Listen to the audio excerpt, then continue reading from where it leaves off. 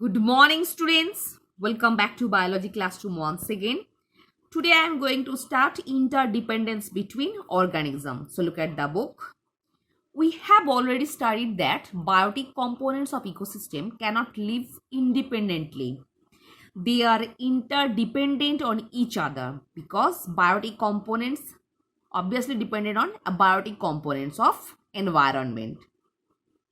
Similarly, different organisms in the forest, along with plants and animals, are all interdependent. They depend on each other for food, protection, and shelter.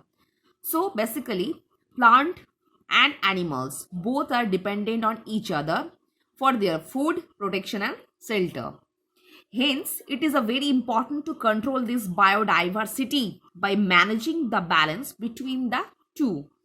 Some of ways of interdependence are predation, parasitism, and symbiosis. So normally interdependence between plants and animals, that is control of biodiversity, and it is managed by three ways. These are predation, parasitism, and symbiosis. Predation. In an ecosystem, predation is a biological interaction where is a predator feeds on its prey. The decline in the number of predators leads to an increase in the number of prey. So an increase in the predator population leads to a decrease in the prey population. So here is the relationship between predator and prey. It is a diverse relation. So look at this portion. The decline in the number of predator. Decline मतलब कम होना. The number if is decrease of predator and or it is also leads to increase the number of prey. अगर predator का number कम हो जाएगा normally prey का number बढ़ जाएगा. So as usual an increase in the predator population leads to decrease the number of prey population. अगर predator का number ज़्यादा होता है तो normally prey का population कम होगा. तो when prey population declines then predators get less prey, so the predator population will also decline. But whereas जब prey population कम हो रहा है as well as the predator population भी कम हो रहा है, मतलब like example, tiger feeds on deer, owls on rats, etc. So in this relationship tiger is basically predator and deer is a prey. So whereas at a times an animal could be a predator as well as a prey. So यहाँ पे deer, owls, rats, both of the numbers of preys basically act as the predators. For example, in a food chain, frog is the predator for grasshopper because frog grasshopper को खा रहा है. So same way, frog is also eaten by snake and snake is also eaten by hawk. So in this way, predator and prey will be changed. So frog is a prey for the snake. So basically from this part, what is predation? So predation means here is a relationship between predator and prey. Whereas predator catch the prey, the number of predator when decrease, same way the number of prey will be increased. Same way, whereas the number of predator will be increased, then the number of prey population will be decreased. But somewhere the predator population will be decline as well as the number of prey population decline. For what? Look at the example. Next, parasitism. It is a non-mutual relationship between species where one species that parasite. Parasite means mutual relationship करके रहता है, मतलब हम कुछ दो, हमको कुछ दो, उसके एक्सचेंज में हम तुमको कुछ देंगे. This relationship is also known as parasitism, but there is no harmfulness. Benefits at the expense of the other, the host sometimes without killing the host organism. Parasitism could be between animals, between plants, or between animals and plants. So parasitism basically found between the plants and animals and plants, etc. In this interaction, the species smaller in size. So normally the parasites are smaller in size and live in or on the larger species. Normally उससे आकार में जो बड़ा है उसके शरीर में वास करता है. तो called the host. So normally here is a two short question: what is parasites, and same way what are host. Parasites are a smaller organism, those who are live in the another organism by not killing them. They are parasites. Same way who are host. So basically in case of parasites, they live in or on the larger species. The larger species also known as host. For example, fleas or ticks that live on dogs and cats are parasites. तो normally cats and dogs का blood के साथ ये लोग रहते हैं, मगर they don't harm them, मतलब उन लोगों के लिए खतरनाक भी नहीं है. Next, symbiosis. It is an interaction between two different organisms living in the close physical association. So in this mutual relationship, two different bodies basically live together by their physical association. Typically to advantages of both, जिसके द्वारा दोनों ही benefited होता है.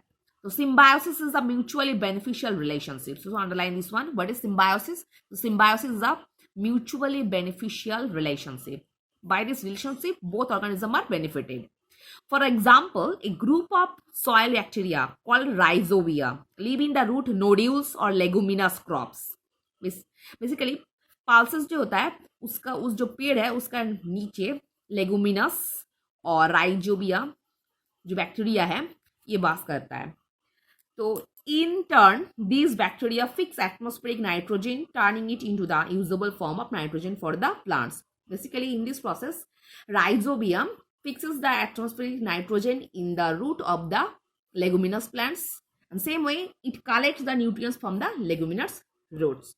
So, this is the interaction between any organism with plants. This process is also known as symbiosis. It is a mutually benefited relationship. Next, conservation of the natural resources. Natural resources are the essential for the survival of human beings, plants and animals. The water we drink, the food we eat, the air we inhale to survive are all either natural resources or obtained from natural resources. So those kinds of natural resources we are used, basically these are important for our survival. So in absence of any of these resources, life will be exist on earth. तो ये सब resource के अलावा normally हम अर्थ के ऊपर जिंदा नहीं रह पाएंगे. तो the human population has increased manifolds in the recent times. So with the increase in population, there is a growing demand of the basis of needs of human. So increasing the population, these natural resources will be decreased on the earth's surface because there is a growing demand of the basic needs of human. The basic needs of human beings are made by the natural resources. Hence, the consumption of natural resources has increased. But the amounts of resources available are limited in the nature. So, as the population are increased day by day, same way the human resources demanding by human body, that is increased. But the amount of the natural resources are limited. Hence, it becomes imperative for us to use them wisely and judicially. That's why we have to use them imperatively or judiciously. This judicious use of resources in such a way that the resources can be used for a longer duration of time. That is known as conservation of resources. So what is conservation of resources? Conservation of resources is a process by which basically we can use the natural resources judicially, by which the resources can be used for a longer duration. That is known as conservation of resources. It is important to conserve these resources so as to stop or control the misuse of these resources. So by applying the conservation of resources, we can easily stop or control the misuses of natural resources. The human activities have affected the natural resources in the negative manner. We know that these resources are available in the limited quantity. Hence, it's become very important to conserve these resources. So next, student, here is a fill in the blanks. So look at the fill in the blanks. Dash are primary producers, autotrophs. Flora and fauna plays an important role in forest conservation. And the next one animal that is being hunted by another animal that is called prey. Dash is a mutual beneficial decision, symbiosis, and animals which hunts other animals that is called predator. So now exercise. Objective type question. Which of these following is not an abiotic component? Plant. Next, which of the following headings does flea come under? Flea कैसा है? Normally flea is a parasite. Which of the following constitutes a food chain? Grass, goat, and human. Next, which of the following is also known as autotroph? Answer will be producer. Which of these following is an example of herbivore? Answer will be grasshopper. In a food chain, the third trophic level is always occupied by carnivores. Fill in the blanks. Here is the science that deals with the interrelationship of the living things with one another and their environment is called ecosystem or ecology. All animals are called consumers as their food requirements are met by the feeding on plants or other organisms. The network of a food chain is called food web. Tiger and lions are the tertiary consumers. Next, in nature, all green plants are producers, whereas animals are consumer. And the next, a series of organisms, each of which feed on the next organism, the beginning of which is a green plant, is called food chain. Next, true false. Autotrophs cannot make their own food. Answer will be false.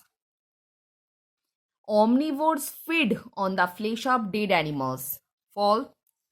Scavengers help in the keeping the environment clean. Answer will be true. Fungi is an example of a decomposer. Answer will be true. The last one is plants and animals are not dependent on each other. It will be false. So here is the subjective question. So student, it is not possible to discuss on video. Please, you will try to write. Have you any problem? Comment on my channel. I will discuss later. So for today, up to this portion.